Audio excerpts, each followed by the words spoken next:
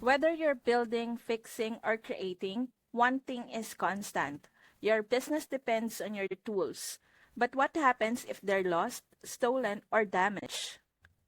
That's where Next Insurance comes in.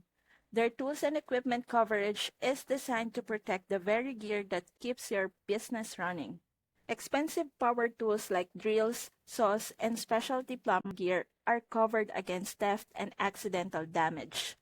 If something breaks down on the job or even while transporting it to another site, Next steps in to help.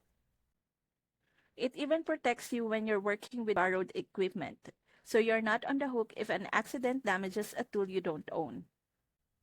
The best part, everything is digital. From buying coverage to filing a claim, it's all quick, easy, and Next isn't just insurance. It's peace of mind that lets you focus on your craft, not the what ifs.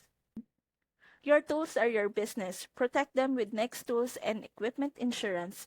Click the link below to get started.